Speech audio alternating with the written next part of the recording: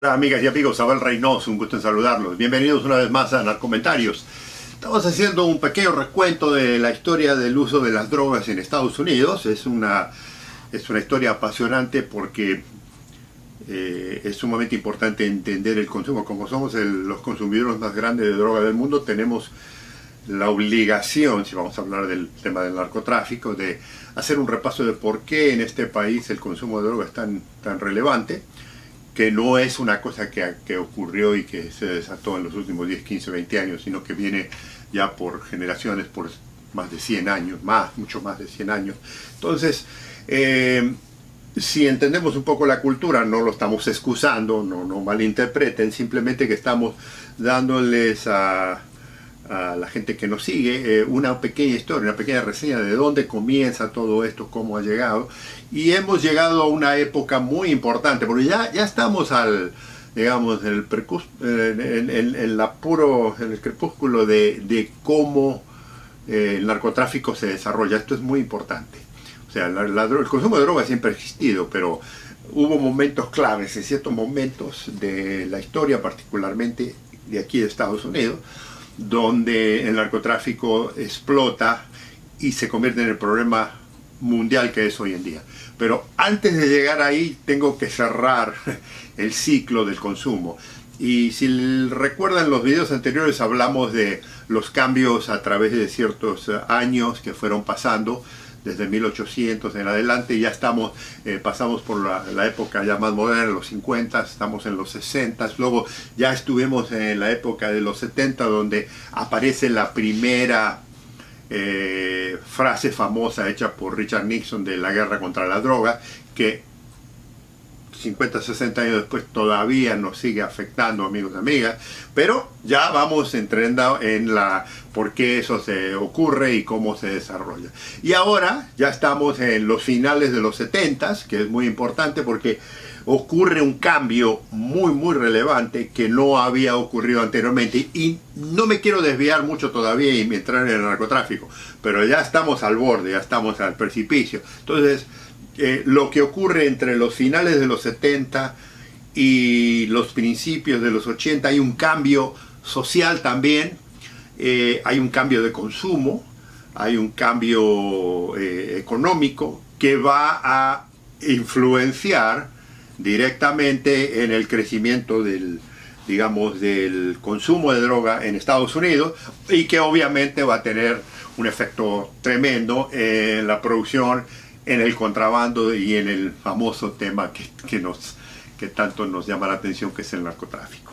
Entonces, ya para los finales de los 70 se acuerda que yo le comentaba que había ya un gran crecimiento del consumo de marihuana. O sea, la gente fumaba marihuana de todos tipos, ya incluso se cocinaban.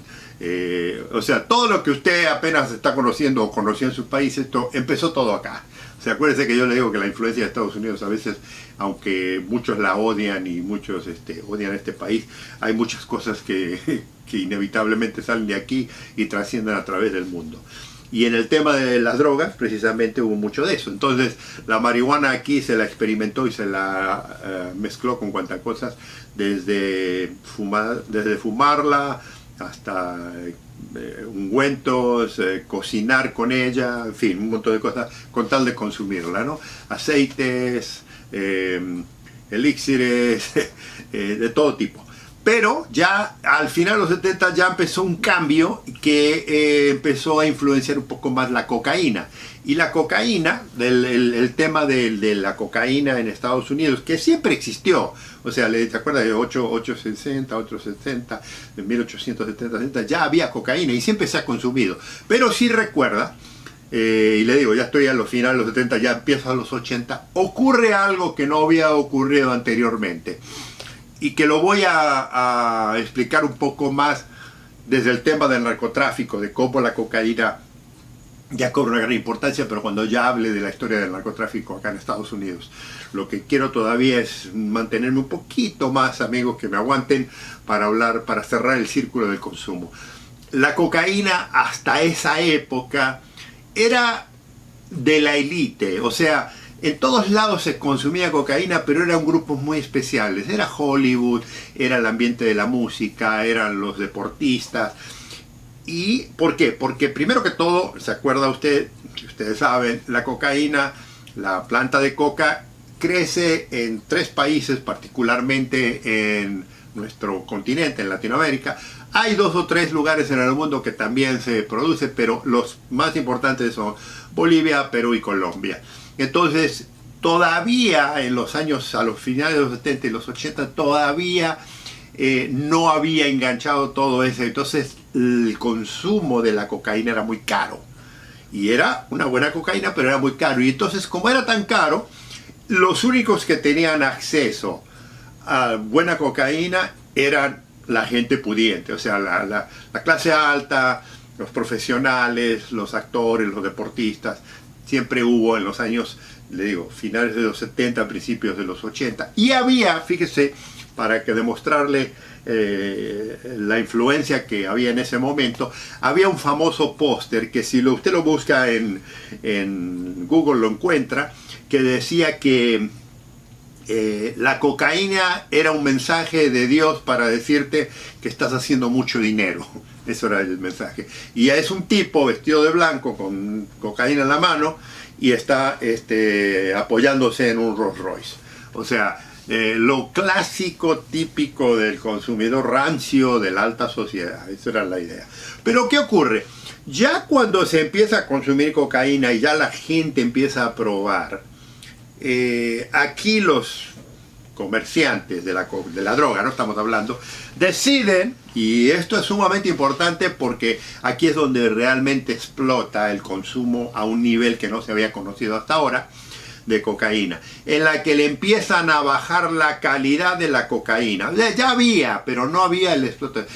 Empiezan de la cocaína pura, la empiezan a lo que le llaman pisotearla o mezclarla con una cantidad de porquerías químicas y demás, desde talco, leche en polvo, olvídese, lactosa, había un montón de cosas que le mezclaban y entonces la empiezan a distribuir. ¿Y dónde la distribuyen? Si recuerda, cuando yo hablaba de los centros nocturnos, particularmente aquí en Estados Unidos hubo, ya en los 60 se empezaba, pero ya en los 70 se empezó, los centros nocturnos muy famosos de la época de la música de disco, de Donna Summers y de varios cantantes muy famosos de la época. Entonces se hicieron centros, antros o centros nocturnos muy famosos. Y le comentaba, allá en los años 80 había un centro nocturno muy famoso que si usted lo busca, hay una película también, porque acuérdense que todo aquí es, eventualmente se lo termina en una película. La gente no lee libros, pero ve películas y aprenden de la historia a través de películas. Había un centro nocturno que se llamaba Estudio 54 en Nueva York, que era la meca de cuanto loco, cuanto absurdo y cuanto millonario y cuanto famoso llegaba a Nueva York tenía que caer ahí. Y por lo consiguiente era la meca del consumo de droga. Ahí usted podía encontrar amigos para ir a farmacia. Si usted tenía dinero y llegaba ahí, olvide. Y si lograba, porque llegaba ahí y lograba entrar porque era muy discreto. A veces si venía un tipo muy extravagante vestido, lo dejaban entrar. A veces si venía un tipo muy millonario, no lo dejaban entrar porque el dueño era muy extravagante. Entonces entraban, había una señora como de 80, 90 años, que era una de las principales que aparecía ahí siempre todos los fines de semana, pero ahí llegaban todos los actores, todas las actrices, todos los cantantes, los deportistas y todo, y en la puerta, los que estaban en la puerta decidían quién entraba y quién no entraba. Era una locura porque había, pero lo que se hizo famoso de ese lugar, más importante que la música y los actores, era el consumo de drogas. Era descontrolado, tal así que eventualmente el lugar cae, bueno, la presión de la sociedad, la policía y demás cae y el dueño va preso. En fin, esto le digo, si es fascinante la historia, le recomiendo que la lea, porque si quiere saber de lo que eran los años 70 y principios de los 80 es impresionante, para que vea lo que era una pequeña Sodoma y Gomorra. El otro lugar muy importante, similar a Nueva York, que siempre ha sido, o sea, Estados Unidos es un país enorme, pero hay 2 o 3 ciudades que siempre influencian mucho en política, en economía, en dinero, en gasto, en modas, en arte y todo. Una es Nueva York. La capital del mundo se dice Nueva York. Obviamente en política Washington tiene mucho que dictar, pero el otro estado, la otra ciudad que tiene una gran influencia de la moda, el arte y la parte de dinero, es California, Los Ángeles, ¿no? Y Los Ángeles es otra ciudad que tenía una gran influencia. ¿Por qué? Porque ahí está el mundo del arte, tiene usted el mundo más importante de la industria, una de las grandes industrias, que es Hollywood, que es donde salen las películas. Yo le decía que mucha de la cultura, mala o buena, como usted la quiera calificar, sale de las películas hechas en Hollywood. Entonces Hollywood tenía una gran influencia.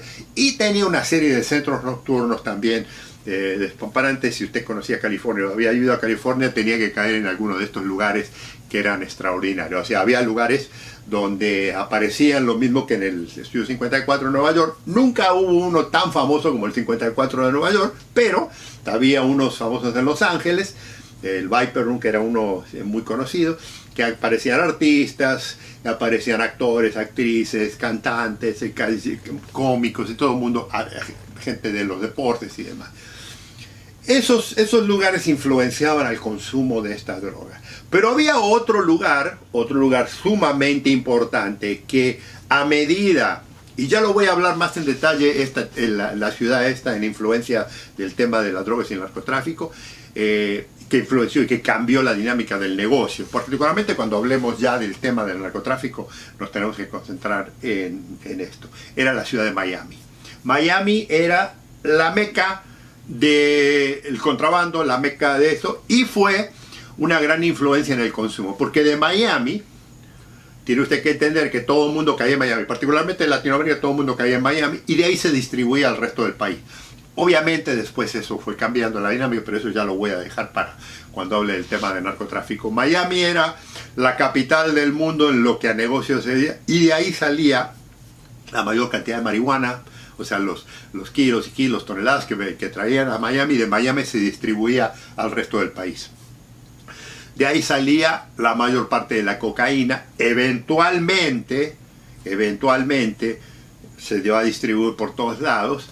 Y hay una cosa que ocurre, no tanto en Miami, sino en Los Ángeles, por eso le menciono, pero esto tiene que ver con el consumo, en la que para alcanzar las masas de cierta nivel social, de estado económico, que no tenía el dinero, digamos, de Wall Street, de los yates de Miami, de Nueva York, de la gran alcurnia, o de la alcurnia de dinero de Beverly Hills, o de los actores de cine, jugadores de deportes profesionales y demás, se expande, porque ellos tenían lo mejor, se expande y empiezan a rebajar, como le comentaba, la cocaína mejor. Y ocurre que un grupo de individuos se le ocurre a ellos cocinar la cocaína, ¿no?, el polvo de cocaína, y sacarle todas las impurezas y dejarla en una pequeña roca, un pequeño pedazo, que se llama la famosa, que usted debe conocer, a lo mejor,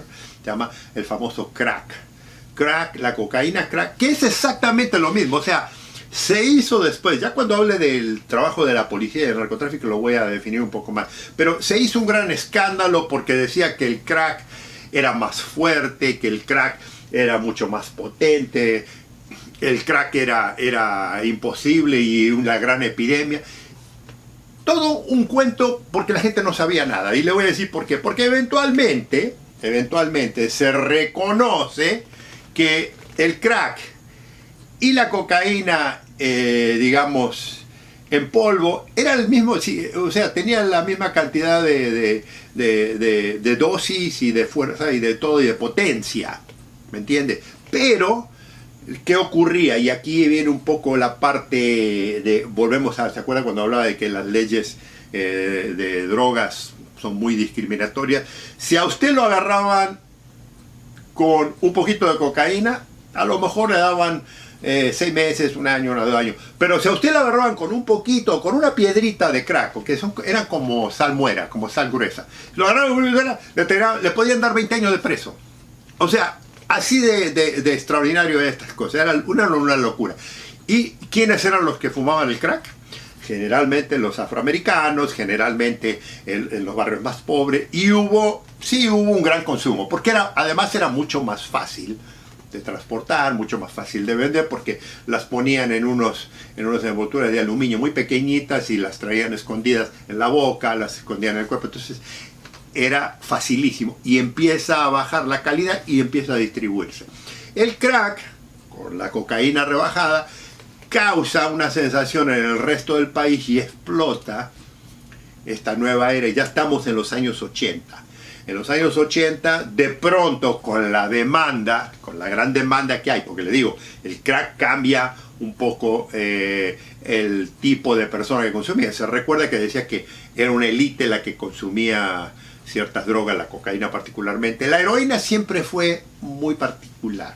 La heroína es muy especial y tiene un grupo de adictos muy distintos, porque mucha gente le tiene miedo a las inyecciones. ¿Entiendes? Entonces, la heroína siempre existió, pero es otro tipo de gente, es otro tipo de nivel de consumo. Mucha gente nunca se... La heroína, oiga, no me confunda, es muy popular, pero la mayoría de la gente no usa heroína. Ahora con las pastillas, con las píldoras, sí hay mucho más. El fentanilo que es una droga sintética que tiene unos síntomas similares a la heroína, pero 100 veces mucho más potente y mucho más peligrosa, por lo tanto.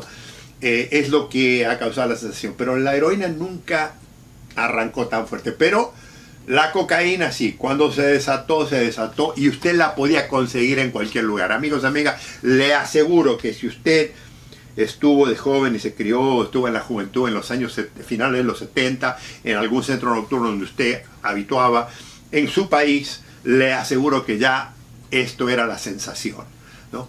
Y se fumaba, se la inhalaba, era de todo. Lo bueno del crack cocaine o de la roca de cocaína es que se podía fumar en una pipa tranquilamente y la gente estaba constantemente con la calle, etc. Que es similar a un poco a lo que está pasando ahora con el fentanilo. Usted veía a la gente en la calle fumando esa droga.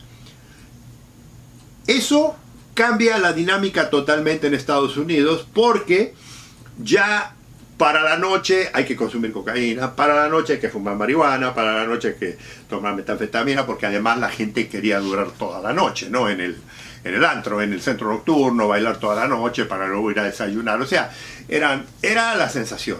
Y esto mismo es lo que hace que la dinámica del consumo, que ya explota aquí en Estados Unidos, particularmente le digo de cocaína, la heroína siempre ha sido, pero la marihuana y la cocaína eran sagradas, hace que el negocio cambie totalmente de una cosa muy limitada, de ciertos grupos muy selectos, a ya la población, ¿no? Entonces volvemos, fíjese qué cosa curiosa, al mismo problema que teníamos en 1850, 1860, 1900, de que ya una gran parte de la población, a pesar, y hoy en día con todos los controles y la ley, había un gran consumo. Entonces, obviamente el consumo sube un poco la delincuencia, pero no era una cosa extraordinaria, pero sube la delincuencia. Obviamente hay mucho más gente que muere de ataques al corazón. ¿Por qué? Porque tenían problemas ya médicos,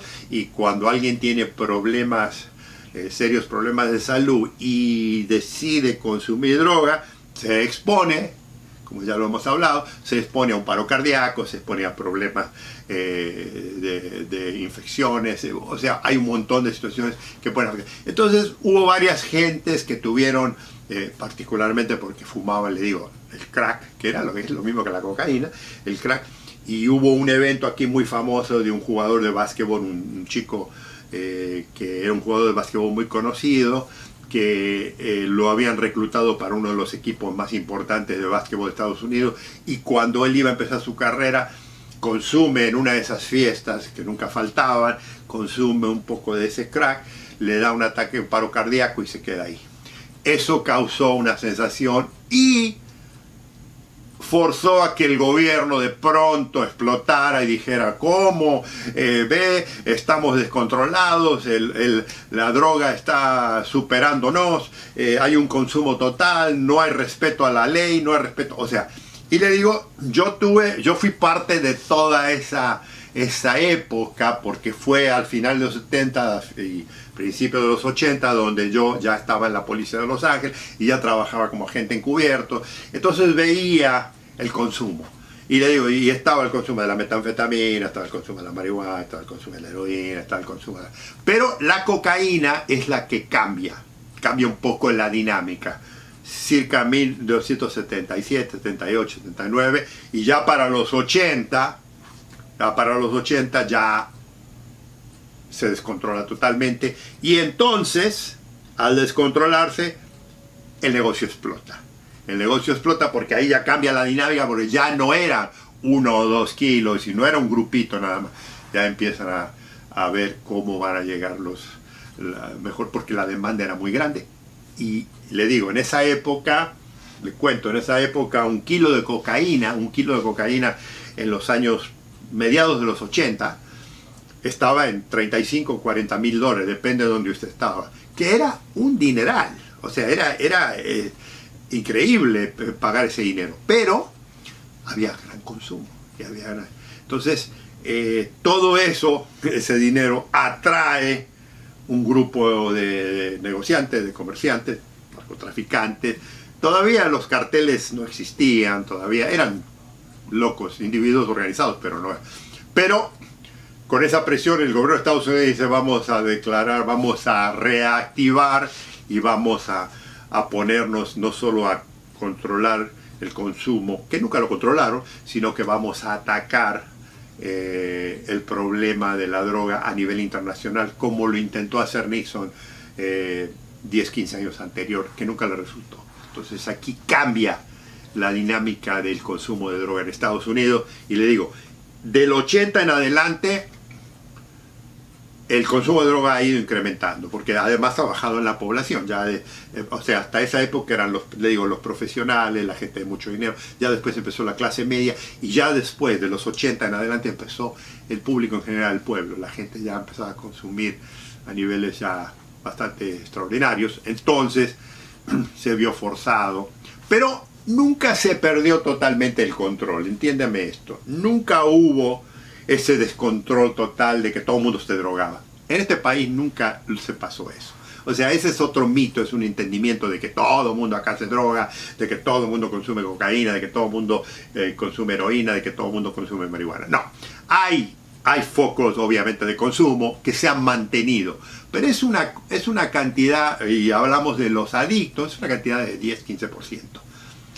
Pero sí hay una cantidad de un 25, 30, 40, 50% que consumen socialmente, ¿me entiendes? Y hay otra cantidad, un poco más limitada, por razones de salud. Y ya entrando a los 60, a los 80, ya a los 90, ya se expande esto y sigue creciendo. Y hoy estamos en los 2023 y ya no ha cambiado. Por eso le digo que ya desde los 80 empezó el incremento del consumo, el incremento del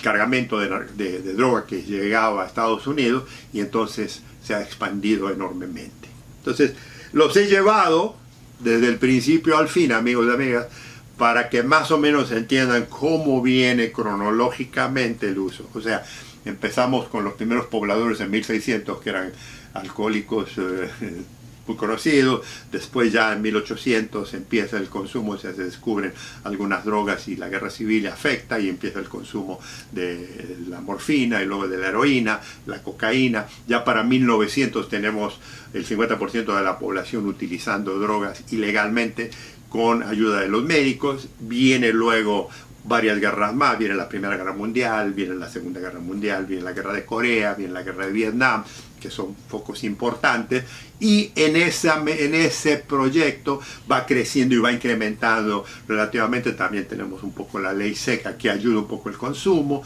y de ahí ya llegamos a los años 60 con los hippies, con la música de rock and roll. El consumo de la marihuana empieza a abrirse más, a soltarse, y ya para los 70, para los finales de los 70, principios de los 80, empieza el gran consumo de cocaína, y la heroína siempre se mantuvo más o menos, con la fumada de opio más o menos ahí. Entonces ya tenemos una fotografía, tenemos una radiografía del consumo de drogas en Estados Unidos para que ustedes entiendan cómo esto se desarrolló, cómo esto funciona y por qué hoy en día, porque hoy en día eso no ha mejorado y no va a cambiar, continúa haciendo lo que está haciendo. Entonces ahora voy a hacer el último video ya para cerrar con broche esto, con un broche final, y ya vamos a empezar a hablar del tema del narcotráfico.